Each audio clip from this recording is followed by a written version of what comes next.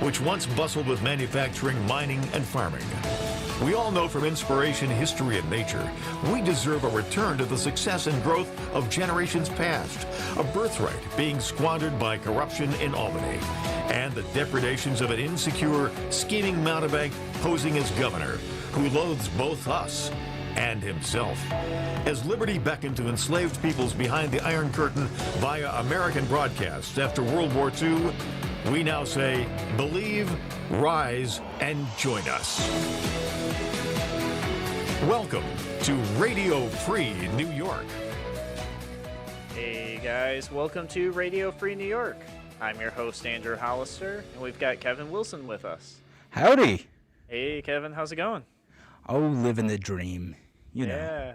Gosh, I feel like it's been forever since we've been on the same show. Our schedules just have not worked out. I know. It's been a few weeks now.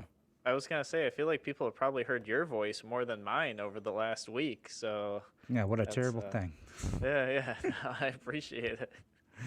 But yeah, so there's quite a bit going on here, and I guess my question of the day is Lovely Warren going to jail yet? Is that what's going on? What's going on with Lovely Warren, Kevin? Yeah, no, I had a chance to talk about this a little bit last week, and I did want to hear your opinion on this. My initial thought to your first question is Lovely Warren going to jail? I doubt it. Probably not. Yeah, we'll talk about that.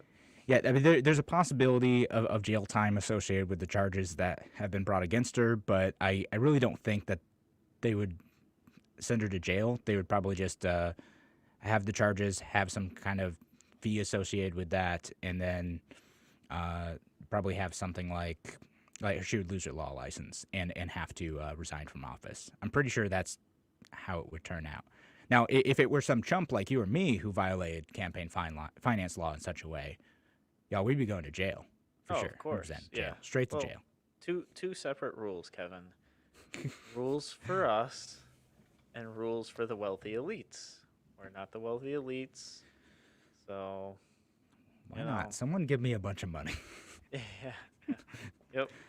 Yep. Yeah, and that alone, I mean, even that piece before we go into any of it any further is really important to point out that there are two separate sets of rules depending on where you are in society. But also that somebody could do something bad and awful and they can break the law. And if they sit in a position of power or they have friends in high places, then the law doesn't apply equally to them. They kind of get a pass. I mean, when you think about it,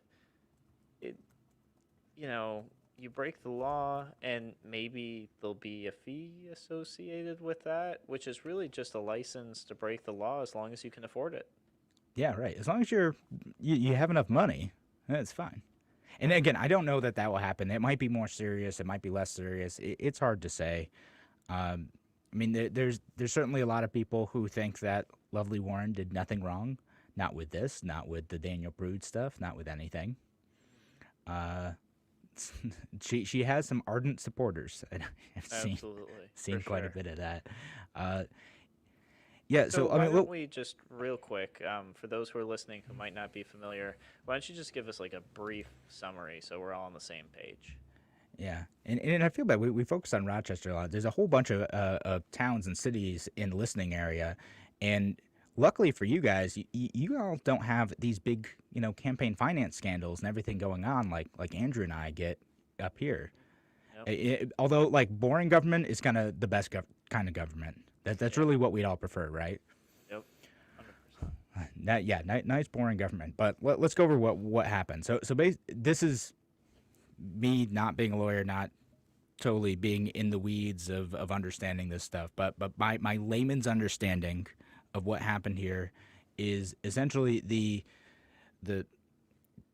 district attorney, Sandra Dorley, is alleging that the PAC, the Warren for Strong Rochester PAC, was created, in fact, entirely fraudulently to get around, and PAC, that's Political Action Committee, to get around election law and to accept donations beyond what is allowed per New York State rules, right? So like Andrew's run for office, I've run for office. When you start a campaign, either the FEC or New York State Board of Elections will say, okay, an individual can only donate this much per year, per election, right? You can get around it in the primary, in the general election, but an individual's only able to donate a certain amount of money depending on what the office is, right? Yep. And so that's, to supposedly keep a single individual from, bankrolling an entire campaign and making it so, they either control the message or one person gets an advantage. And there's several ways. Specifically, they don't have those limits, or they have significantly higher limits, and they can give and spend like unlimited money. Well, it depends on the type of PAC, right? So a PAC like, as I understand the type of PAC that Warren First Strong Rochester was, there are contribution limits to that too, right? But it essentially doubles the amount of money that you're able to give. And it is illegal for these PACs to coordinate with the campaign themselves, right? They're supposed to be totally separate entities, not supposed to talk to each other, not supposed to, coordinate across, messaging or any of that type of stuff. Yeah, they're not even really supposed to communicate at all, like in any way. It's kind of supposed to be two very separate things. You can't like call each other up and be like, "Hey, you run an ad, so I don't have to this week." Like that's not allowed. Yeah, it's not allowed. So you're not able to do that. You're not able to say like, "Oh, we're going to talk about police issues this week. We're going to talk about immigration this week." No, can't do that. Not supposed to talk to each other. In this case, the treasurer of the PAC, Rosalind Brooks Harris, who's one of the other people being indicted, is the now the city's finance director. So I mean, there's some close connections in there. I don't know enough about this to say what the connection was before, but I imagine that they were, connected in some way previously. And oftentimes that's how it is, right? Like, you say, okay, we're friends, but we're not going to talk to each other during campaign season. That's how the Republicans and Democrats do it. So again, a PAC, there are still limitations on how much you can donate. You can't coordinate, but they can support specific candidates. Now, it's different from a super PAC, which allows unlimited donations, but they can't support specific candidates, right? They can support like issues, and they can educate people about political concerns, but they can't be kind of like in the tank for one candidate or the other. At least there's some legal mumbo jumbo that is applied to these situations to create a barrier to say that, like, yes, this isn't officially a campaign spot, right? Yeah. Again, I'm not an elections lawyer, so I have no idea what that is. But I just know that the top level stuff. And then, of course, there's other organizations, too, like 501c4s, which they're nonprofits that can kind of do political stuff. And, yeah, so there's all sorts of stuff out there like that. So if you want a way to get around it, goodness, the politicians have figured it out, right? The rules are meant for people who aren't already in the system, aren't well connected, and aren't able to get above these thresholds to be able to coordinate resources in this type of way. But again, what it looks like is in this situation is they got a bit sloppy. There's some money transferred between the PAC and the campaign, which lovely Warren admitted to on a radio show and just said, it was an accident. Yeah. But which kind of, I mean, right then and there confirms the collaboration piece, because how were their it was a PayPal account, right? They were sharing PayPal accounts, which right there is kind of like, yeah, I mean, it's like it the kind of looks like smoking gun, Yeah. I don't know. So, so if we were to kind of like summarize it for everybody to just make sure that, everybody understands what's going on here, they were supposed to be two separate organizations that didn't even talk to each other, let alone share money with each other. And the evidence looks pretty heavily in the direction that not only were they talking with each other, but also they were sharing money with each other and had their bank accounts connected to the same PayPal account. Like that's pretty bad. So again, that's what's alleged. of course, the courts need to figure that out. All three defendants, people who are being indicted in this, they are, they're going to get their day in court, and maybe it is more innocent than it looks. It doesn't look great from me reading about it, but maybe it is. That's what you have, the presumption of innocence in the court of law.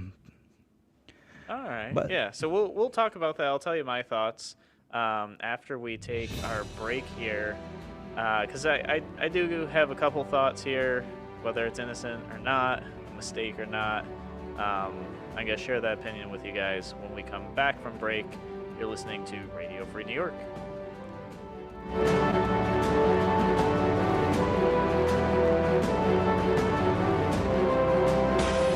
Your business relies on computers and technology to operate. Slow, unreliable networks and servers can cause unplanned downtime and affect your bottom line. The experts at Simple Tech Innovations are here to help. Their preventative maintenance program ensures that your computers and network are kept up to date and monitored for any issues, keeping your business running smoothly. They also help clients achieve HIPAA, PCI, and New York State cybersecurity compliance to keep your network safe and secure. Whenever your business IT needs are, Simple Tech Innovations should be your first call. They've won the Best in Rochester 8 years in a row and have an A+ Better Business Bureau rating. Call them today for a free consultation at 585-200-3182. That's 585-200-3182. Simple Tech Innovations. Escape from the everyday to a getaway at Woodcliff Hotel and Spa. Woodcliff features elegantly appointed accommodations, creative cuisine, themed suites, full-service spa Elan, and is Rochester's best venue for outdoor wedding receptions overlooking the city skyline. Woodcliff Hotel and Spa, where the experience is extraordinary. Located in Fairport, call 585-381-4000 or visit woodcliffhotelspa.com.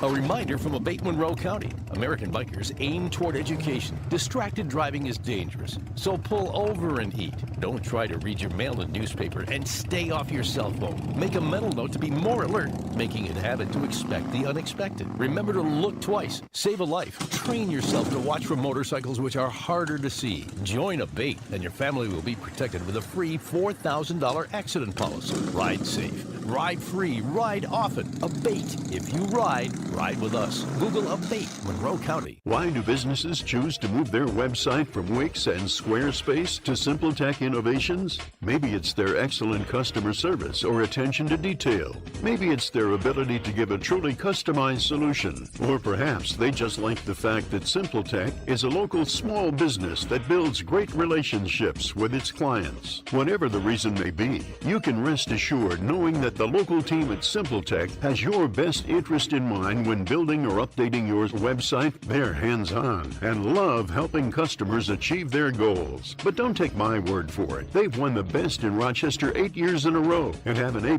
Better Business Bureau rating. If your website doesn't match your dreams or isn't achieving your goals, give the professionals at Simple Tech Innovations a call today for a consultation at 585-200-3182. That's 585-200-3182.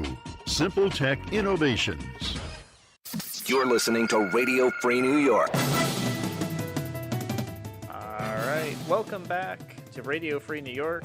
I'm your host, Andrew Hollister. We have Kevin Wilson with us. And Kevin wanted to clarify that PACs can actually contribute to campaigns. Are they subject to the same limits as an individual? Yeah, so reading this article, there was a limit of $8,557 in 2017. So yeah, they can contribute to a campaign, so just still not supposed to coordinate. And it's very complicated because I looked into doing this back in like 2017 because I was like, okay, how can I wanted to support Larry Sharp in there, and I was like, oh, maybe I'll just go and do my own thing and make a PAC or whatever. And we started talking about it, and we're like, oh man, this is super complicated, and we were worried that we were going to mess it up. So like, no, we'll just, forget about it and not do it. Yeah. Yeah, the system is truly structured in a way that if you know the ins and outs, you've been playing the game, you've got those connections, um, you can navigate that stuff. You can do it, you can make it happen, and if you screw up along the way, you probably won't go to jail. But Yeah, I mean, and if you have enough money to pay for lawyers and whatnot, great. Well, yep, we did not, and we're like, oh, if we screw up, like this is gonna yeah, be bad. we'd We be in can't trouble. afford that. Yep, yep. So in this situation, my gut says that the situation wasn't a mistake. Think I so? think that they probably thought they could get away with it, especially being that like the person who was the treasurer who now works for the city, or the person Yeah, who created the pack now works for the city. yeah. The treasurer works for the state, so yeah, she's the finance director right now.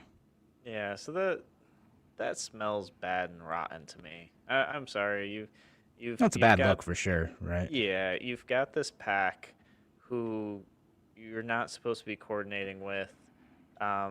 They quote unquote accidentally transfer, what was it, $50,000?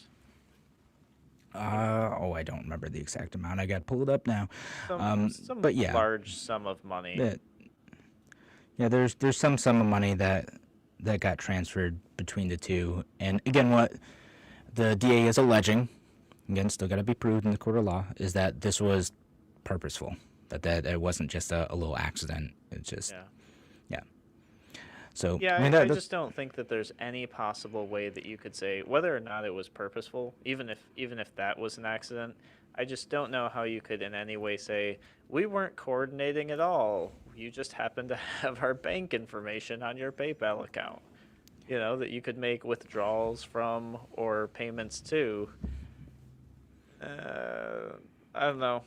That feels like there's probably more conversation and coordinating happening there. Whether or not it can be proven, I don't know. And yeah. then you get hired later by the mayor after she wins her election. I don't know. Yeah. Looks No, bad. no. Again, all these things look funny to us on the outside. I mean, maybe we're just rubes who don't understand the political system, Andrew. Maybe this is just how it goes. And we should Well, just accept. I didn't read How to Be Corrupt and Evil 101, so maybe that's Yeah.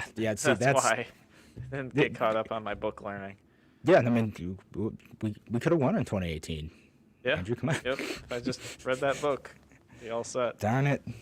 All right. Oh. So put it on the rating list. Figure out how Yeah. to do that. Yeah.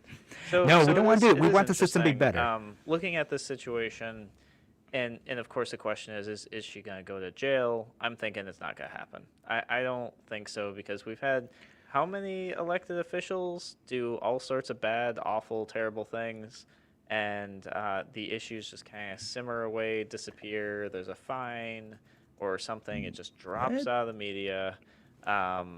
It does. I mean, it does happen occasionally. There's still the possibility that former city council member Adam McFadden could go to jail, Still the as I understood possibility. it. Yeah. So he's basically taking a bunch of money from like children's nonprofits and Yep. housing charities and things like that.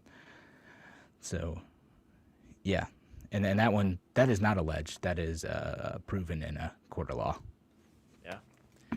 Yeah, so that's just kind of like where we are. I know you're probably also wondering what do I think about campaign finance law? Should this be illegal or Yeah. not? Yeah, I mean, like, is this whole system nonsense anyway? Like, since people seem to find creative ways around it, is the system itself illegitimate? And, is it a violation of free speech even? Who's to say that the government should control what we do with our money and how we want to use it to promote candidates or causes that we believe in? Yeah, yeah. No, I agree, and I think it's a valid point to sit here and say, should the government stop you from funding what you believe in? I think that's a valid question, because in terms of campaign finance, they're essentially saying, okay, if there's a candidate you believe in, you can only give them so much of your money. However, government doesn't say when you go to church you can only give so much tithe, Or when you go to the store, you can only spend so much here on this thing that you want or appreciate. And I understand before somebody gets like really upset and goes, but they're going to be in power and in charge of us. Yeah, no, I get that.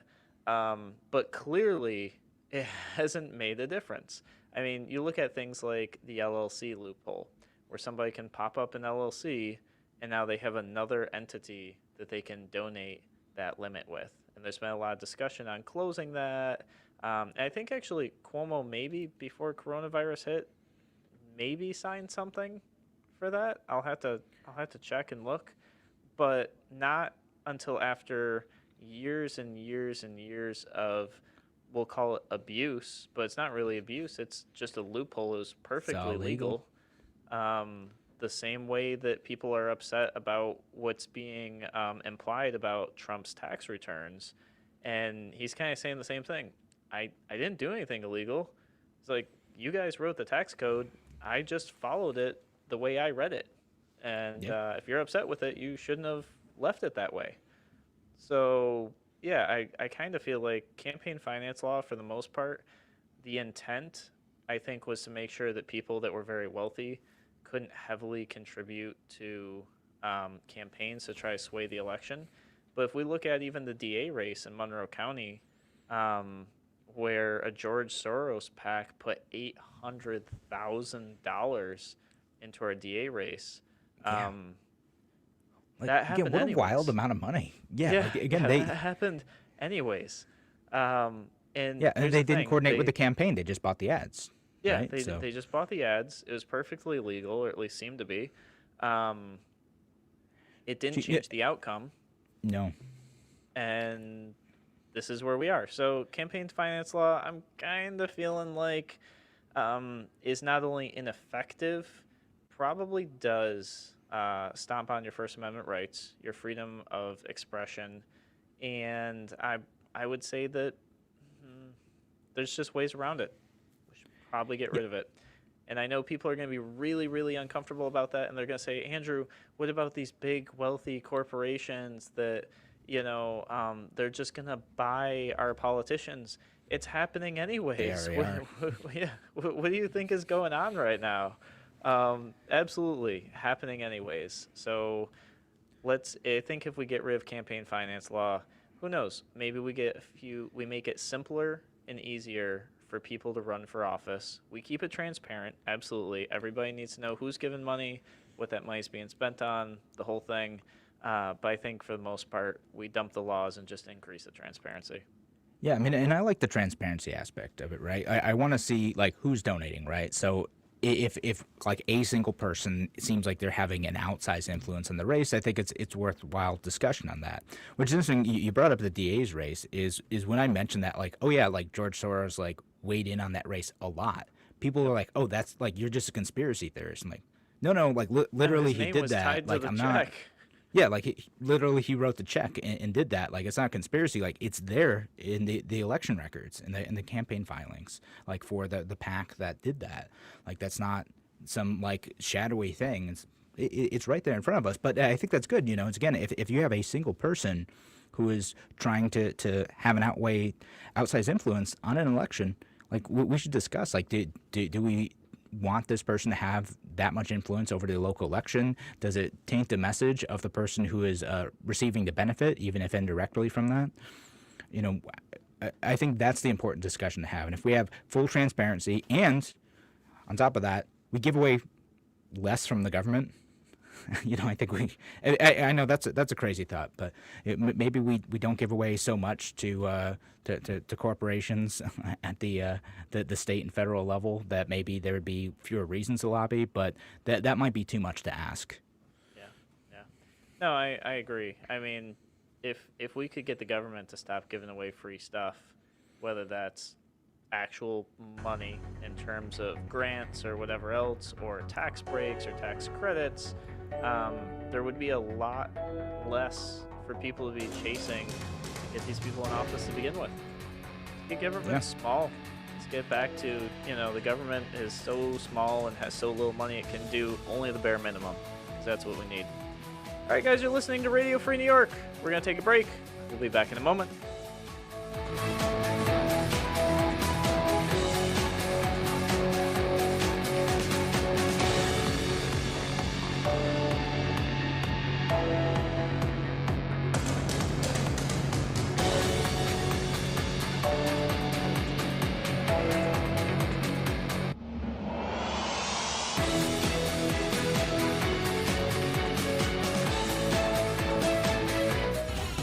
God bless America.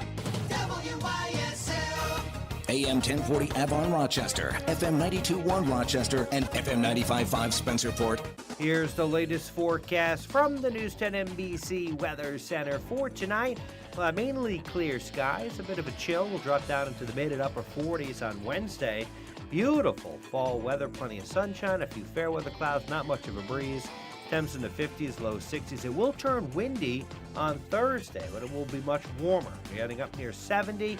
Showers arrive Thursday evening, much cooler on Friday. I'm Rich Canilia, WYSL. This fall is a great time to shop at Victor Chevrolet. Come see how easy it is to do business with us. Winter driving will be safe and fun when you lease a 2020 Equinox front-wheel drive LS. Just $179 a month for 24 months. Or enjoy the security of a tough and roomy 2021 Blazer LS. Lease for only $139 a month for 24 months. Lease a 2020 Chevy Trax LS all-wheel drive for just $98 a month for 24 months. For Equinox, Trax, or Trailblazer, must have current lease and household. $2,500 cash or trade. First payment, tax, acquisition, and DMV fees are all due at signing for all leases. Prefer to buy? Save big when you buy a 2019 Trax LT all-wheel drive with convenience package, power drive seat, and keyless entry and start. MSRP $26,145. Selling for only $19,215. $229 a month for 84 months with approved credit. This fall, find new roads at Victor Chevrolet, Route 96 in Victor. Visit victorchevrolet.com. I'm Steve Tasker, and I want you to know that Heritage Christian Services is growing and hiring people to assist adults with developmental disabilities. Over the years, my wife and I have come to know the agency, and we've seen firsthand how the staff provides compassionate and dignified support each and every day. Listen to why people like working at Heritage Christian Services. I didn't have any experience working closely with people, like following their health plans and assisting them with daily tasks. But Heritage Christian Services helped me to learn the balance between respecting a person's independence and being there to support them when necessary. Working here makes me feel like I have more than just a job, and I appreciate the generous benefits and paid time off. You don't need experience to apply to Heritage Christian Services, but you need to be dedicated to serving others. They'll give you the training you need, a chance to earn national credentials, and an opportunity to grow as a person. For job opportunities, visit futureyoucareers.org. That's futureyoucareers.org. Your business relies on computers and technology to operate. Slow, unreliable networks and servers can cause unplanned downtime and affect your bottom line. The experts at Simple Tech Innovations are here to help. Their preventative maintenance program ensures that your computers and network are kept up to date and monitored for any issues, keeping your business running smoothly. They also help clients achieve HIPAA, PCI, and New York State cybersecurity compliance to keep your network safe and secure. Whenever your business IT needs are, Simple Tech Innovation should be your first call. They've won the Best in Rochester 8 years in a row and have an A+ Better Business Bureau rating. Call them today for a free consultation at 585-200-3182. That's 585-200-3182. Simple Tech Innovations.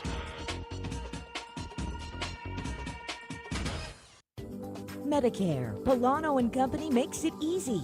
If you are new to Medicare or reviewing your options, give Polano & Company a call. We're local and can help you make your best decision at no cost to you. Polano & Company is located at 15 Schoen Place on the Canal in Pittsford. Call us at 585-385-6010 or visit us at polanoco.com. Polano & Company, serving the greater Rochester area for more than 35 years. Geneseo Hardware and Rental has a new expanded location on Route 28, east of the village of Geneseo. Over 6,000 square feet with a large selection of plumbing, electrical, home and garden, and much more. Geneseo Hardware offers Valspar paint, a wide selection of rental items, plus screen and window repair. Get personalized service at the new, bigger location. Geneseo Hardware and Rental, Route 28 next to Wegmans Plaza. Visit geneseorental.com. Flower City Collision in Henrietta is your hometown body shop. Flower City works with all major insurance companies, repairing your vehicle back to pre-accident condition. Finest craftsmanship using PPG products. Get it done right. Visit flowercitycollision.com. You're listening to Radio Free New York. right. Welcome back to Radio Free New York. I'm your host, Andrew Hollister. We've got Kevin Wilson with us. And Kevin, sounds like there's a congressional debate coming up soon, and maybe they're not going to include all the candidates. Yeah, no, there's supposed to be a debate tomorrow night at one of the local news stations, and no, they're not going to include me. I mean, I talked about this last week too. I was a bit frustrated. I got excluded from a Rotary candidate forum. They didn't really have any objective criteria for keeping me out, other than we never invite third-party candidates except for Larry Sharp. Larry's cool enough to get included. And Stephanie Miner. So they got included. I'm Actually, not bitter at all, guys. Last time they only had a third-party debate. Yeah, they did. It was just the two of them, and Cuomo and the Republican didn't show up because major party candidates do not like showing up when libertarians are there. Yeah.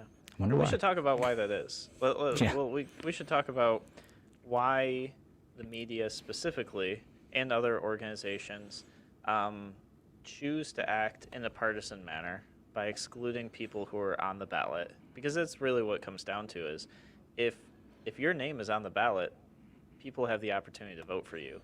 And if you as an organization are choosing not to invite or allow all the candidates on the ballot to your debate, you're essentially taking away choice and opportunity from the voters and acting in a very partisan way. Regardless if you're like, oh no, well, we're offering, two different perspectives. The American people deserve all perspectives, whether that aligns with your thought process or not. Yeah, absolutely. Again, if a candidate's legitimately on the ballot, I'm not saying include every weirdo write-in candidate, who isn't actively campaigning or even setting some objective criteria, right? So, like, you can set some criteria like, does someone have a website, a Facebook page, are they doing events, that type of stuff, right? Like, I get that. I wouldn't even do that, to be honest. You don't if your think so? name is on the ballot, write-ins excluded. If your name's on the ballot, that's good enough. I don't care if you got a website or not.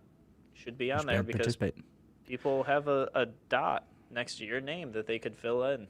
And I always feel terrible when I go and I look at my ballot, which doesn't really happen anymore. But when I first started voting, I'd see all these names that I didn't know, I didn't recognize. I had no idea what these people stood for. And it left me uneducated as a voter.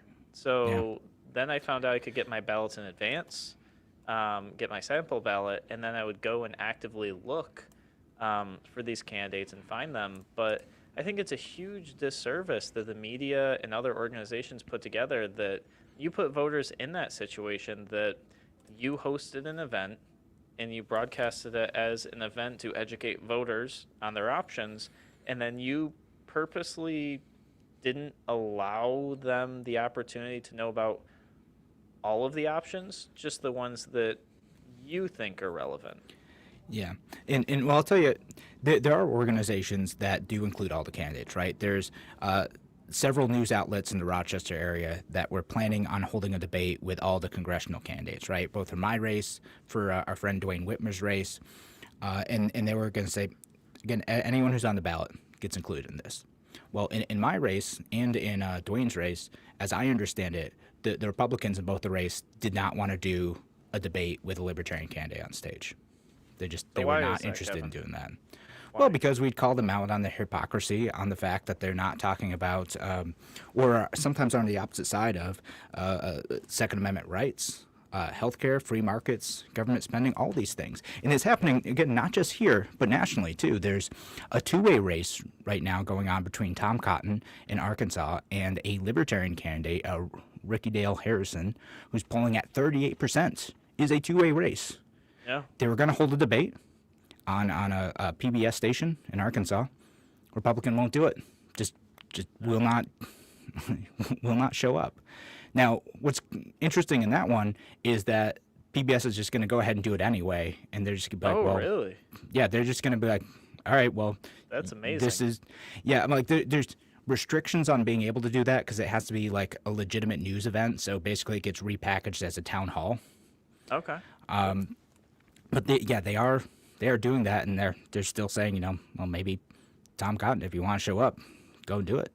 But yeah, right now he won't do it. I want to jump in here real quick because this is a way and an opportunity that the media could take to actually hold our elected officials and people running for office accountable. The fact that that station's saying, you know what, Republican candidate, you're not going to show up anyways, or a Democrat candidate, you're not going to show up, doesn't matter. We're going to hold it anyways. If you won't show up, we will give your competitor, your opponent, an opportunity to reach our listeners. And if you think that's not important to you, that's your problem. I think that's amazing. I wish the media would do that more often.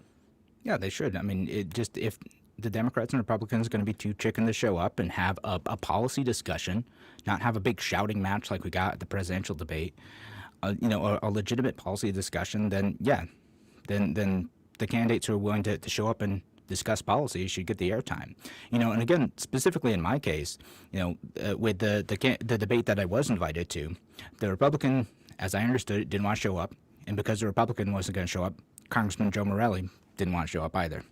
So he packed out after agreeing to it. Yeah. So, yep. Yeah, it's incredibly frustrating. And again, happening everywhere too. Tom Cotton's race in Kentucky, there's a guy named Brad Barron who's running against Mitch McConnell for Senate out there. He's a libertarian candidate. And they set fundraising criteria for that debate. So he needed to raise, I forget what the amount was. He needed to raise a certain amount of money. He hit that. Checked all the boxes. No. And it looks like maybe that they're going to try to exclude him anyway. Yeah. So we'll see how that goes. But, the Democrats and Republicans have the ability to be able to pressure some news stations to get their way all the time and to set these arbitrary criteria or raise the bar just enough to keep excluding third-party candidates and not have a third voice in debate. And to say that, if we add one more voice to that discussion, it's going to be too unwieldy is nonsense. We all watched the primaries. We all saw how many people were on those stages. Somehow they made that work. Somehow that wasn't a disservice to the voters. But oh goodness, adding one more person to the debate, that's too far in the general election. Well, and one thing I want to put out here and emphasize too is because we've got a lot of people who listen to the show from very diverse backgrounds. We have a lot of conservatives, a lot of Republicans, we've got Democrats, we've got independents, we've got libertarians who listen to the show. To me, it's not about the fact that libertarians specifically are being excluded. It's about that anybody is being excluded. And yeah, you might be listening to the show right now as a Democrat or as a Republican, and you might be thinking, yeah, I just want to see how my guy does. My question is, wouldn't you want to hear the ideas that somebody else might have too? There might be some stuff that you agree on, or there might be just stuff that you totally disagree on. But it's just such a terrible disservice to say, I don't want to hear from everybody. I just want to hear from two people who I know are going to have opposing views, and I know I'm going to shut one of them out because one of them I'm going to disagree with more. What if there were 4 or 5 or 6 people on the stage and you realize that there are values from each of those candidates that you really appreciate in parts of their platform, and then you reach out to that candidate you like the most and say, hey, I like you on these 3 issues, but these 2 other issues, I actually think your opponent's got it right. Would you consider maybe changing your policy or your view to align with these? Because then I would be comfortable voting for you. This is how it was meant to work. It's not meant to be hyper partisan and just red team versus blue team. It's supposed to be like a diverse room full of good ideas across the board, and this concept that people can shift and change instead of having to double down because you have to be different from just one other person. Yeah, that's exactly it. And we can talk about this more after the break, but it really enriches the conversation, right? It makes it so that, you're not just attacking the other side. You can't win the election by saying well, vote for me because that other person is bad, right? And so that's what debates end up being. In a lot of cases, it's not a substantive policy discussion. It's this other person is bad. You should be scared if they win, and that's how they're going to turn out their voters. And I think it's unhealthy for a constitutional republic to get to that point. This is the partisanship, the factionalism that George Washington warned us about. And yeah, if we want to get away from that, to step away from the partisan death spiral that Justin Amash talked about in July of last year, then we need to start including more voices in these discussions, including libertarians who are, again, on the ballot in all 50 states for president, are the third largest political party, but not just libertarians, Greens and other independents too, who are contributing meaningfully to discussion. Yeah. It's way past time to start including those people in debates and having these discussions in media about big ideas about how to move our country forward. Yeah, I think that that's really what it comes down to. If you're tired of hearing debates where people are just fighting with each other about who's going to be worse for you, maybe we can bring somebody on the stage who says, I don't want to be the least worst. I want to be the best. Here's some solutions that I've got. I want to answer the question. Guys, we're going to take a break. We'll be back in a moment on Radio Free New York. Why do businesses choose to move their website from Wix and Squarespace to SimpleTech Innovations? Maybe it's their excellent customer service or attention to detail. Maybe it's their ability to give a truly customized solution. Or perhaps they just like the fact that SimpleTech is a local small business that builds great relationships with its clients. Whatever the reason may be, you can rest assured knowing that the local team at SimpleTech has your best interest in mind when building or updating your website. They're hands-on and love helping customers achieve their goals. But don't take my word for it. They've won the best in Rochester 8 years in a row and have an A+ Better Business Bureau rating. If your website doesn't match your dreams or isn't achieving your goals, give the professionals at SimpleTech Innovations a call today for a consultation at 585-200-3182. That's 585-200-3182. SimpleTech Innovations. If you're looking to market and grow your business, make new business connections, and give back to the community in a meaningful way, consider joining the Greece Regional Chamber of Commerce. We're the largest suburban chamber in Monroe County, and we offer networking, education, marketing, insurance, and advocacy. You do not need to live or work in Greece to join. Our members come from throughout the region. In short, we're better together, and together, we're moving business forward. Visit greecechamber.org or call 585-227-7272 to join today. A reminder from Abatement Monroe County. American bikers aim toward education. Distracted driving is dangerous, so pull over and eat. Don't try to read your mail and newspaper, and stay off your cell phone. Make a mental note to be more alert, making it a habit to expect the unexpected. Remember to look twice. Save a life. Train yourself to watch for motorcycles which are harder to see. Join Abate, and your family will be protected with a free $4,000 accident policy. Ride safe. Ride free. Ride often. Abate. If you ride with us. Google Abate Monroe County. Your business relies on computers and technology to operate. Slow, unreliable networks and servers can cause unplanned downtime and affect your bottom line. The experts at SimpleTech Innovations are here to help. Their preventative maintenance program ensures that your computers and network are kept up to date and monitored for any issues, keeping your business running smoothly. They also help clients achieve HIPAA, PCI, and New York State cybersecurity compliance to keep your network safe and secure. Whatever your business IT needs are, SimpleTech Innovations should be your first call. They've won the best in Rochester 8 years in a row and have an A+ Better Business Bureau rating. Call them today for a free consultation at 585-200-3182. That's 585-200-3182. SimpleTech Innovations. Radio Free New York.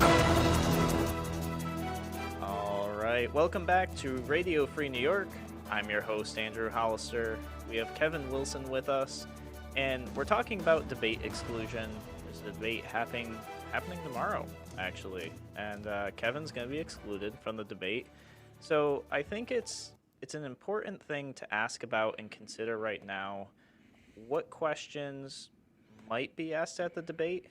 But because there isn't the presence of a third person who, I mean, it's a possibility, for example, that Joe Morelli or the Republican candidate might say something like, well, if this question is going to be asked, I'm not showing up.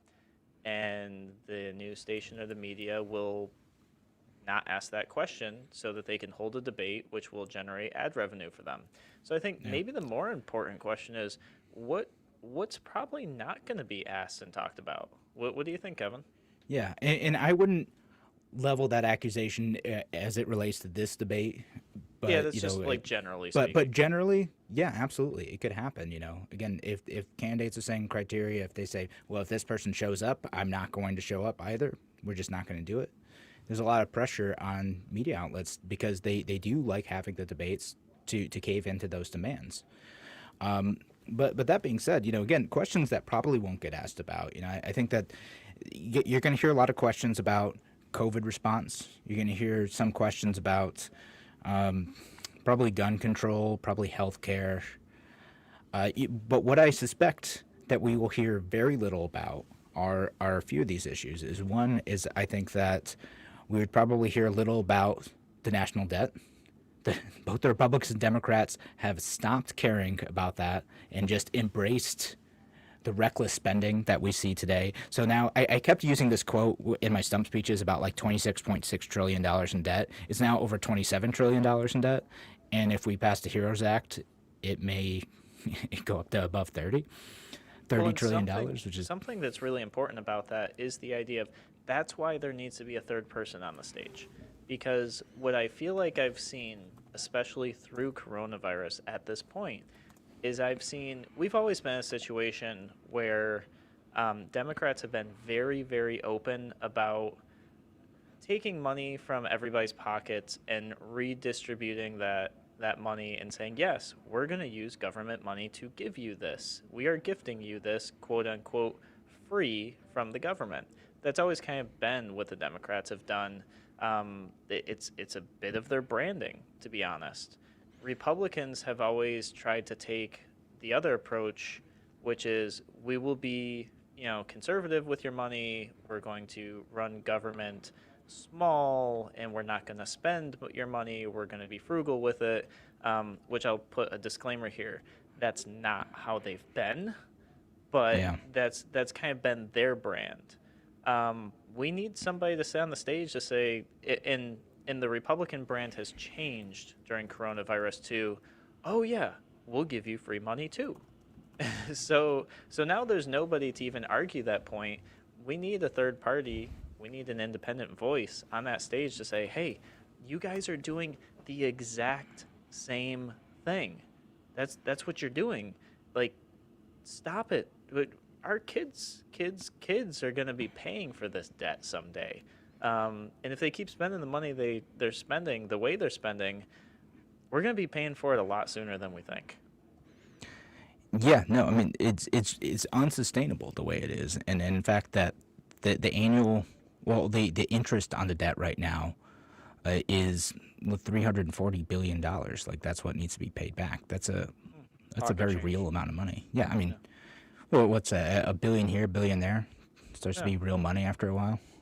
Guys, it's real money. $340 billion. What's that divvy up to per American? That's a good question. I'm looking at the debt clock right now. I don't know what that is. I can see what spinning so fast you can't get a live number anyways. Yeah, like it doesn't matter. It's not real. It's just going up. These are imaginary numbers, all on computers and everything, right? And something that may never be paid back. At least the way that the Democrats and Republicans are approaching the issue, because neither can bring themselves to cut, government programmings. What I get asked about a lot is like, well, how much money are you going to bring back to the district, right? As if that were the only metric for success for a member of Congress. It's like, well, in these situations, we also have to look at the bigger picture. Someone has to be the adult in the room. And someone has to say, like, no, we need to focus on how we can get the financial situation under control as a country and make sure it's not just about getting what's ours. It's about making sure that our country is still able to survive financially 30 years from now. So, Kevin, you're telling me as a libertarian candidate, you're not going to say you're going to bring all the money back because you're going to delete all the taxes?